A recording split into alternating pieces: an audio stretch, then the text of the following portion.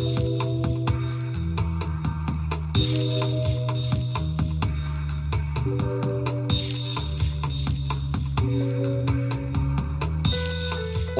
I'm Gerson Borrero, editor-at-large at City and State, New York.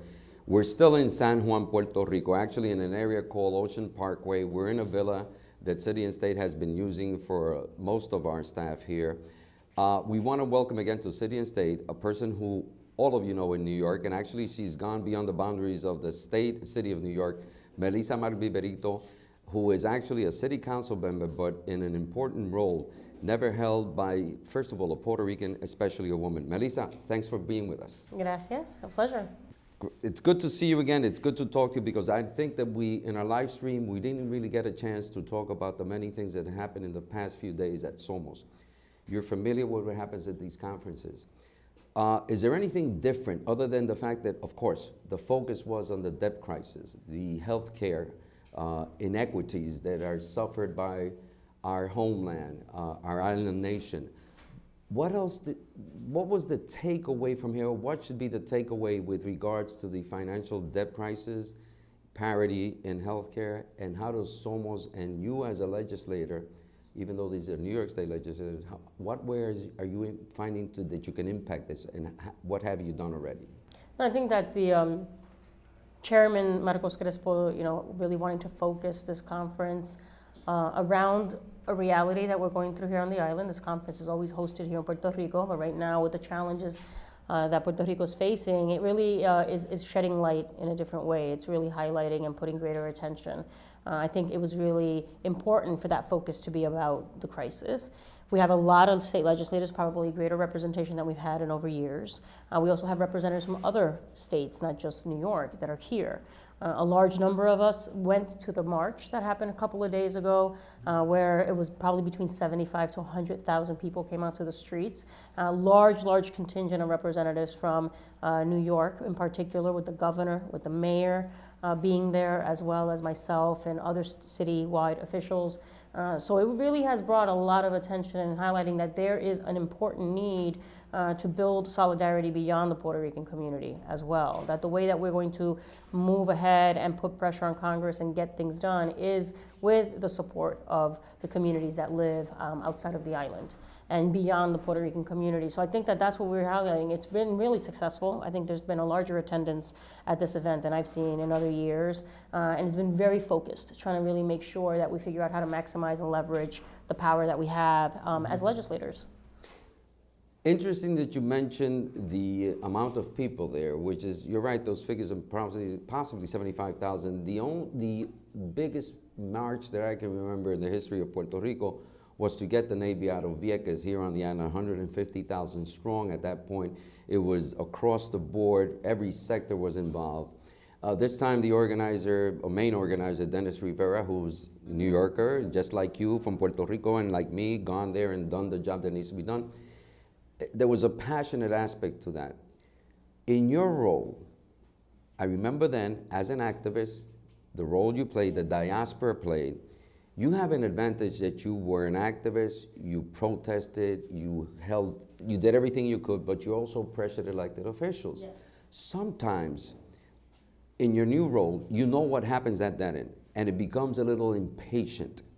So how does Melissa Mark-Viverito, now the elected official with power, with access to Washington, to the Democratic Party at the highest levels, how do you take that Puerto Rico's plight and also talk to the activists that know, ¿por qué Melissa no está haciendo más? Why isn't Melissa doing? How do you manage this to be able to respond to the official capacity of you as an elected official, but also the activists that say, what happened to Melissa? And you know that happens because you did it to other people. Right. No, I mean, listen, I think that there is a sense of urgency when we had Dennis is the one that when he was the president of 1199 said that he was going to step up to the plate and that they were going to help organize and mobilize the community outside of Puerto Rico for Vieques. And I was actually hired as the coordinator of those efforts. That was led by 1199.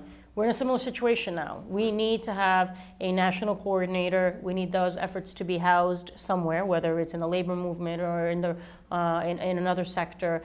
Somebody that's going to coordinate all those efforts, because we're at that point where we need to kind of model the rallying around this issue to what happened in Vieques, and we succeeded because we really were able to bring in the religious community. We were able to bring in the vet community. So we got to grow those efforts.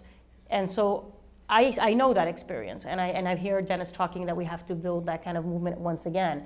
And yes, I mean, we are going to have to go to the streets. Now there's already efforts, Nidia Velázquez is a part of and is leading, about The going to Congress December, right, going to Congress on December 2nd. And we really want as many people to show their faces there and be present and be vocal in DC to talk about the crisis. And you know what? I don't think at this point that civil disobedience should be off the table. And I think that that's a tactic that we need to start thinking about and strategizing. We need to create a space for the president to do what he needs to do. Obviously Congress is going to be difficult. I don't think we've seen a level of dysfunction of Congress in the time that I can recollect the way it is now. So I don't know about that, but there are those of us who believe that there are other efforts that the president can engage in to make headway on this issue, whether it's the Department of the Federal Reserve or the Treasury Department. We obviously are negotiating the budget right now. There's maybe that something can be included for Puerto Rico in those budget negotiations. We have the State of the Union coming up in January. If we don't see movement in one way or another, then I really don't think that the civil disobedience should be off the table. It's a sense, this is a humanitarian crisis. I said this yesterday when the governor, Garcia Padilla, told us that he has to make the decision between paying the hedge funds or paying nurses, paying the hedge funds or paying police officers. This is dire. That's a real serious issue that we're talking about, and people are going to be denied services. Healthcare is already being impacted, shortages in other areas. So this is very real, and we got to make people understand that this is not an abstract concept. This is something that is real, that is touching people's lives, and that is going to have a negative effect, and it is all up to the United States to deal with, and that's their responsibility. You as a person, you often refer to your dear mother, and Yes. and you maintain the family ties, as many of us that are living stateside maintain with the nation we love and the people that are here that compose the Puerto Rican people. You mentioned civil disobedience. There was an earlier interview that we did at City and State. We're also doing live here from this villa, also HITN, and I'll be talking to you in Spanish for a national audience that is predominantly Spanish. Fortunately, we're bilingual, in spite of what Donald Trump says. We have that emotional tie, which is, how do you convey that? Is it going to be easier to organize and speak to fellow Latinos, the large Mexican population, the Congressional Hispanic Caucus, which I think you're already at that stage of talking to them, certainly to Congresspersons Gutierrez Yes. and Velázquez. Do you think that's going to be the kind of sell that you're going to do? And also the civil disobedience. You're the second person. Assemblyman Jose Rivera earlier referred to civil disobedience. I haven't seen Jose Rivera get arrested in a long time. It'll be a pleasure to see him get arrested for this reason. For this reason. For this reason. You'll start. So I'll stand there with him. You'll stand there with him. Of course. This is that important. I mean, it really is, and it is very emotional for me. I got a little choked up yesterday when I spoke about it. It really, every trip I'm going to be making to the island, I've been visiting more and more, the level of anxiety rises because you don't see anything happening, and I tell people, like, yes, we are U.S. citizens, and our leaving the island is much easier than for other immigrants that look for opportunities, right? But it doesn't make it any less hard. Who wants to uproot themselves from their family and from the way of life that they've known? To have to figure out because they can't feel that they can provide for themselves or their family, It really is hard. So it's becoming that serious, I think, and that there is the ability to make the change necessary, and there's not the will to do it. It's not something that's not acceptable. I think it's a breach of responsibility of this Congress to just sit by and do nothing. And they have to feel that, they have to feel that. So that's why we're going to go on December 2nd. We're going to go to DC and then, start organizing and having other opportunities available to us in terms of how we act and what we do. This president knows a lot about Latinos in general, particularly coming out of Chicago. He definitely knows the Puerto Rican community. He knows the current plight because he's been well briefed. and I'm sure that you're going to make it clear to him on December 2nd what it's all about. Having said that, before we continue on the debt crisis and the Democratic National Convention in 2016, of which you already expressed a preferred candidate, and she will probably be the nominee, Hillary Rodham Clinton, there's also an issue that I find fascinating that used to be the focus, and I didn't hear it at Somos, I didn't hear it, maybe I'm not in the right places. Have we forgotten about Oscar Lopez Rivera? It seems like this was put to the side, the freedom movement. Only few people have mentioned it. Can you give me a sense of, are we dealing with the crisis first and then? No. Okay. I think it's all together. I mean, Okay. I mention Oscar wherever I go. We No, I spoke know you do, yesterday. but, yeah. We spoke about it. You know, we're making appeals in all different ways. I know when I spoke to the campaign, before I made my endorsement, I was very clear that that was a priority for me, and that In was your something conversations with the Hillary Rodham with the Clinton. campaign, Right. yes, of Hillary, that was a priority for me, and that was an issue. That obviously our hope and the expectation is that it will not have to wait till she gets into office. That this is something President Obama should do and should do right away. And he has the ability to take care of right away. And it is well known that despite the political affiliations we have, there is a united voice when it comes to Oscar, and it is an important issue for Puerto Rico. And the fact that there's been no action on that, I don't think speaks well, and I think it's really sad. You know, I visited Oscar 3 times this year. I plan to visit him again. It is a real priority for me. It is just, you know, an issue that is not forgotten, and I don't think it's been forgotten. I know that those conversations still happen. They're still organizing around that issue. He definitely, for me, is not forgotten.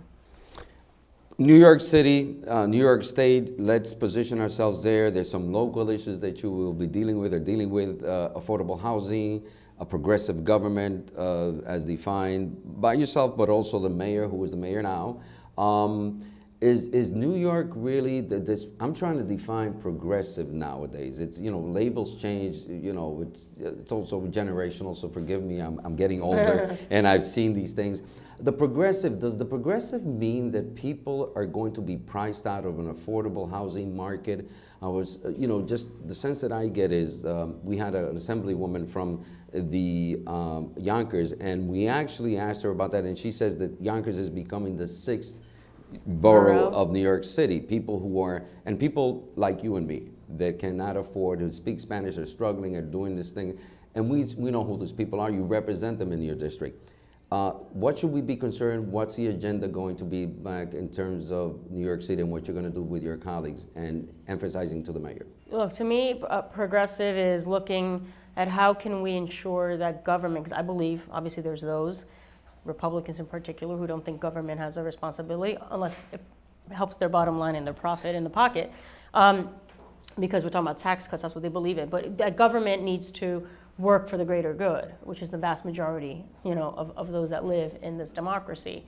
And that government has a role to play in trying to lessen the inequality that exists and create greater justice for everyone. Mm-hmm. I believe in that, and government has a role, right? That's why when you talk about the issue of universal pre-K, which this mayor was an incredible advocate of, that's incredibly important. You're talking about an achievement gap that is true between Black and brown kids, right? And their white counterparts. And creating a foundation for those kids is gonna help them achieve and fulfill their potential. That's the way government can work and be positive. On the issue of housing, that's a big challenge too. But there's ways that you can use zoning or other measures, right, that to really try to equalize things. You can try to ensure that the voice of the community is heard in deciding what it is that they want to see for themselves and their community, and ensure that you incorporate that in whatever decision-making happens.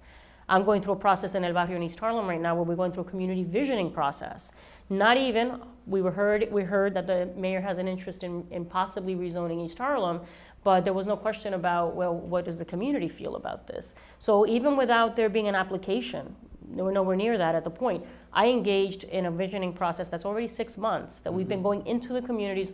Over 1,000 people have participated, and starting to develop a plan that we're going to present that says this is what we want to see. This is the kind of development we want to see in our neighborhood, and that's going to help me and guide me in the way I approach any type of rezoning that may happen. So there's tools that exist that you can use to benefit a greater good, and that's what I look to do as a progressive Democrat. I was talking to Tish James about this, and she actually has the same thing in Brooklyn, the problem or the solutions. Quickly, 2016 convention, Democratic Party, The presumptive candidate that will probably wind up with the nomination is Hillary Rodham Clinton. The issue of Puerto Rico, the financial crisis, is certain to be Yeah, it has to be part of the platform. Right. Will Oscar Lopez Rivera be pushed as part of the deal? I will definitely, that You is will something present that it? I would commit to, Okay. that I would want, and I'm sure the delegation of Puerto Rico probably would do the same, that we can figure out a way that we can probably get it into the, let's help the state platform for New York State, figure out ways that we can do that. And, you know, I said that my interest in utilizing my platform is to make sure that, because I still get hits from the press for my stands on Oscar, that I want to keep talking about Oscar, about, you know, this being a human rights issue to the point where it becomes a moot conversation. And, you know, and slowly I think we're getting there. But I would love to see it part of the platform in the state of New York and in the Democratic platform. For city and state, New York, I'm Gerson Borrero, editor-at-large. Thank you, Melissa Mark-Viverito, Speaker of the New York City Council. And certainly the most powerful figure happens to be una puertorriqueña en toda su totalidad, doing what she has to do on behalf of the things that need to be done for New Yorker constituencies and also the national scene in terms of Latinas and Latinos. I'm Gerson Borrero. We'll catch you in the next one. Thank you, Speaker. Gracias.